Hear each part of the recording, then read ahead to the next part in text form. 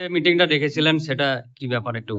আজকে বেলডাঙ্গা থানাতে যে আসন্ন রামনবমী উপলক্ষে আমরা একটা প্রিপারেটরি মিটিং করলাম। সেখানে আমাদের বিভিন্ন যে রামনবমী কমিটি যেগুলো আছে তারাও ছিল। এছাড়া আমাদের যে টাউনের যারা কাউন্সিলর, চেয়ারম্যান ম্যাডাম এবং বিভিন্ন পলিটিক্যাল যারা জনপ্রতিনিধি তারাও এখানে উপস্থিত হয়েছিল। আমরা সবার সাথে কিছু ব্যাপারে, যেটা প্রতিবারই আমাদের একটা মিটিং হয়, সেরকম মিটিং করা হলো এবং আমাদের প্রশাসনের পক্ষ থেকে কি কি স্টেপ নেওয়া হচ্ছে এবং তাদের রুট ম্যাপ এবং তাদের পার্টিকুলার কোন ডেটে র্যালি বেরোবে সেগুলো আমরা ডিটেল ডিসকাশন করলাম এবং আমাদের যে বিধিনিষেধ কিছু আছে সেগুলো আমরা অলরেডি শেয়ার করেছি এবং পারমিশনের ক্ষেত্রে কি কি করতে হবে ওনাদের সাথে শেয়ার করা হয়েছে। আমরা চাইছি যে এর আগে বেলডাঙ্গাতে যতগুলো ফেস্টিভ্যাল আমরা একসাথে মিলেমিশে পার করেছি, আসন্ন রামনবমী খুব ভালোভাবে বেরোবে। কারণ আপনারা জানেন যে আমাদের already model code of conduct সেটা চালু হয়ে গেছে, ইলেকশন প্রসেস অলরেডি অনেকটা এগিয়ে গেছে।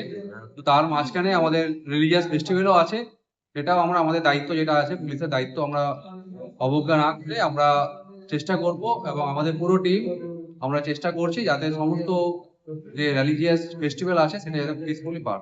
সোশ্যাল মিডিয়াতে কোনো বিশেষ নজরদারি চালাবেন? সোশ্যাল মিডিয়া অলরেডি আমাদের বহরমপুরে যেটা সাইবার সেল আছে সেখানে অলরেডি আমাদের সোশ্যাল মিডিয়া সেল তারা খুব অ্যাক্টিভ আছে। আপনারা জানেন যে যারা সোশ্যাল মিডিয়াতে কোনো রিলিজিয়াস সেন্টিমেন্ট আঘাত করা পোস্ট করে বা কোনো কমিউনাল পোস্ট যারা করে তাদের ক্ষেত্রে স্ট্রিক্ট অ্যাকশন নেওয়া হয়।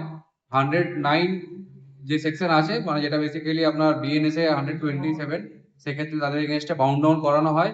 এরকম অনেকগুলো বেলডাঙ্গাতে অনেকের ক্ষেত্রে আমরা অ্যাকশন নিয়েছি এবং বিভিন্ন যে কমিউনাল পোস্ট সেই পোস্টের সংখ্যাটা কিন্তু অনেকটাই কমেছে। তো আমি বলবো যে সোশ্যাল মিডিয়াতে কিছু পোস্ট করার আগে বা কোনো শেয়ার করার আগে ভালো করে ভেরিফাই হয়ে নেবেন। কারণ এমন কোনো পোস্ট করবেন না যে পোস্টের মাধ্যমে সাম্প্রদায়িক সম্প্রীতি নষ্ট হতে পারে বা অন্য কোনো কমিউনিটি বা কারো ভাবাবেগ আঘাত লাগতে পারে। সেক্ষেত্রে কিন্তু তাদের বিরুদ্ধে যথাযথ আইনত ব্যবস্থা হবে।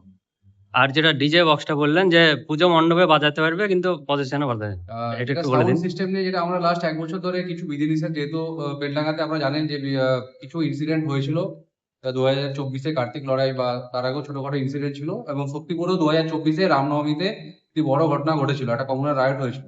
তো আমরা তারপর থেকে বেলডাঙ্গা যে পুলিশ সাব ডিভিশন আছে তার 4টি থানাতে কিছু বিধিনিষেধ আমরা লাস্ট 1 বছর ধরে আরোপ করেছি। তার মধ্যে ডিজে বক্স পুরোপুরি রেস্ট্রিক্টেড করা আছে। এটা অনারেবল হাইকোর্ট এবং পলিউশন কন্ট্রোল বোর্ড তাদের অলরেডি একটা গাইডলাইন আছে যে এত ডেসিবেলের বেশি কোনো সাউন্ড বাজবে না এবং সেটা আমরা এখানে স্ট্রিক্টলি সেটা আমি এনফোর্স করেছি। 2 নাম্বার, যে যেটা বেসিক্যালি দেখা যায় যে অস্ত্র হাতে যে রামনবমী বা মহরমের র্যালিতে দেখা যায়, সেটাও কিন্তু আমরা লাস্ট যে মহরম গেছিল সেখানেও আমরা সেটা বন্ধ করেছিলাম। রামনবমী যারা উদ্যোক্তা তাদেরকেও বলা হয়েছে যে আপনারা যে লাঠি আছে লাঠি ব্যবহার করতে পারেন, কিন্তু কোনোরকম কোনো অস্ত্র কিন্তু রামনবমী র্যালিতে থাকবে না। Thank you.